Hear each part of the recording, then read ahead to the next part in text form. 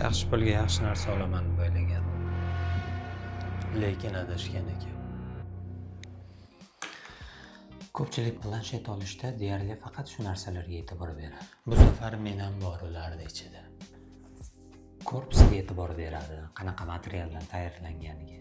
Metal korpus bo'lgani yaxshi, lekin bescha qolishlatsangiz baribir o'zini holatini uzoq vaqt saqlab bermaydi. Komplektatsiyasiga e'tibor beradi. Planshet keladi, zaryadniy blok, zaryadniy kabeli keladi, tabga qarab chexol olishingiz mumkin. Xotirasini ko'radi. Kundalik ehtiyojlari uchun 64-128 gigabaytlisi bemalol yetadi. Ekranini tekshiradi. Bunda joylashgan ekran 16 dyumli 90 Hz IPS matriz. To'g'risini aytsam, kechqurun baribir ko'zni og'rityapti. Kamerasini tekshirib ko'radi agar video xabar, video chatlardan foydalanadigan bo'lsa. Bunda masalan 8 ga 5 megapiksel old orqa kamerasi. Uzoq vaqt foydalanmoqchi bo'lsa, akkumulyatorini albatta tekshirib ko'radi.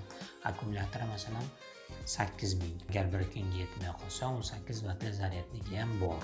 Bu narsalar eng avvalgi o'rinda turadi deb o'ylaysizmi?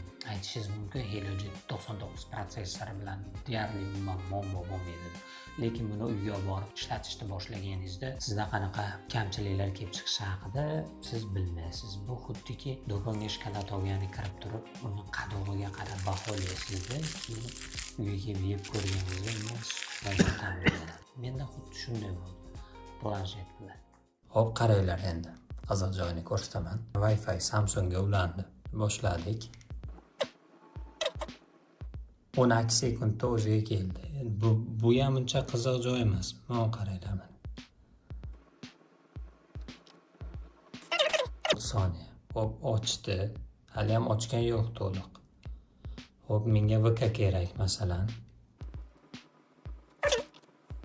Mana bosib qo'ydim, turibdi, mana ko'rib turibsizlar o'zlaring. Hop, mana chiqamiz. Mana Telegramga bosib. Mana turibdi qora ekran. Hop, betdan ham chiqadi. Yana nima qoldi? Hop. Mana hech qanday reaksiya.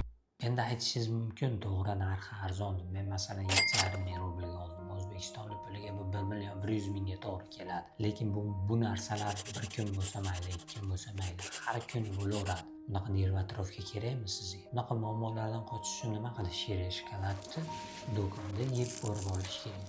Planshetda bo'lsa ishlatib ko'rgan odamdan so'rab turib, aniqini bilib keyin olish kerak. Men sizga ishlatib ko'rgan odam sifatida maslahat berishim mumkin. Helio G99 lik protsessorli planshet olmoqchi bo'lsangiz, bu qaroringizni qayta o'ylab ko'ring. Chunki o'ta qotadda har kuni shu ahvol. Yo agar qo'yib Wi-Fi da o'qib qo'yib ishlarimni tinchitib keyin o'zi ishga tushib ketganda ishlataveraman desangiz, muammo yo'q. Xullas shunaqa gaplar.